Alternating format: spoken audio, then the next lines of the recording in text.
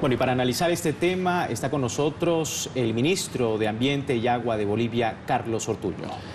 Ministro, entendemos que los gobiernos neoliberales en su país impusieron la privatización total del agua. Por favor, empecemos hablando de esa experiencia.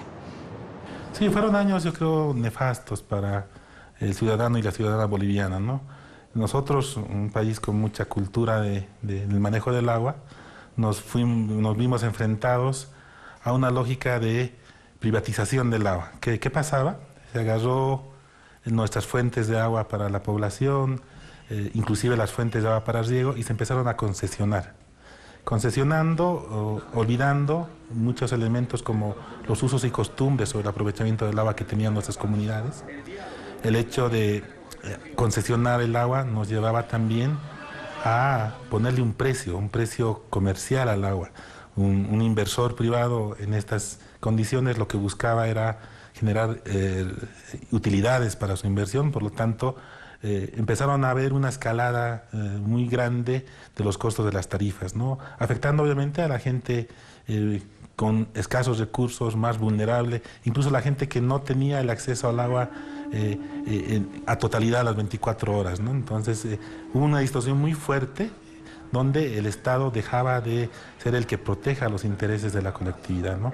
Esto provocó que las organizaciones sociales, en principio los regantes, que eran los usuarios tradicionales del agua, pero también los pobladores urbanos, inicialmente las áreas periurbanas, pero después el conjunto de la población se empieza a levantar, no acepte una situación de avasallamiento de sus derechos, ¿no?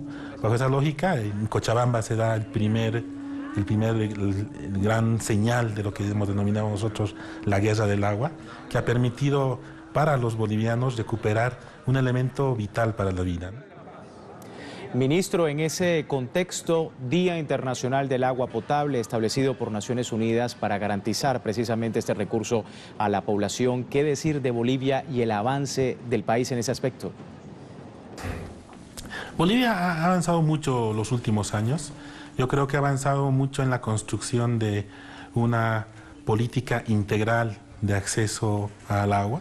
Como ustedes saben, Bolivia ha sido pionero en desarrollar un concepto no solamente en beneficio de su población, sino en beneficio de la población de todo el planeta, que es el concepto de que el agua, hay un derecho humano de acceso a los servicios básicos, ¿no?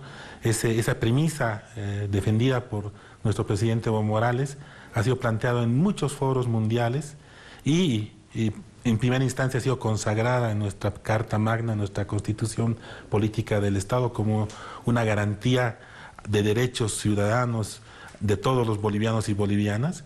Y ese mensaje ha sido tan fuerte que, con apoyo de muchos países en la Asamblea de Naciones Unidas, ha podido ser acogido ya no solamente como un principio nacional, sino como un principio universal, ¿no? Entonces, el haber alcanzado que el agua sea considerado como un derecho, el acceso al agua sea considerado como un derecho humano, yo creo que es uno de los elementos más trascendentales de esta evolución y reconocimiento de la significancia que tiene el agua para la vida, ¿no?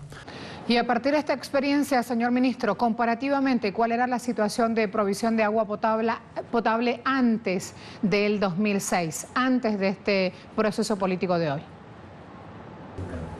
Sí, lo importante, yo creo, hay los avances, digamos, más significativos, se pueden ver en varios indicadores. Un indicador, el indicador de cobertura, ¿no?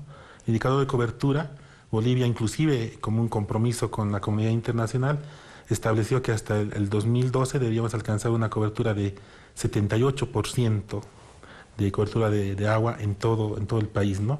Con los esfuerzos de los 10 años del gobierno del nuevo presidente, primero, el 2012 superamos esa meta con más de 80% de cobertura a ese año, que a la fecha, al 2016, ya está alcanzando el 85% a nivel nacional.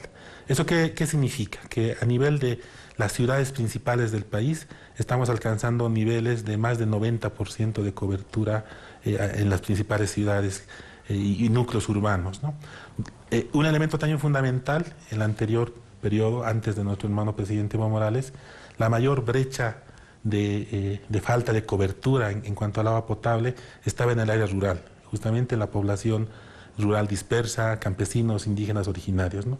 La irrupción del programa Mi Agua, por ejemplo, ha permitido un salto también importante en empezar a reducir esa brecha de cobertura en el área rural. Actualmente estamos superando ya el 70% de cobertura de agua potable en el área rural. Todavía nos falta un tramo importante, pero los avances de la última década han sido muy significativos, ¿no? Otro elemento importante en lo que es el manejo del agua ha sido la importancia que se está dando no solamente a este uso de consumo para la población, sino también a la lógica que tiene el agua para ser motor de ciertos procesos productivos, ¿no? Nosotros sabemos que con todo este tema de cambio climático, la variabilidad climática, en general la agricultura se hace muy vulnerable a cualquier variación que haya de las lluvias, de las precipitaciones.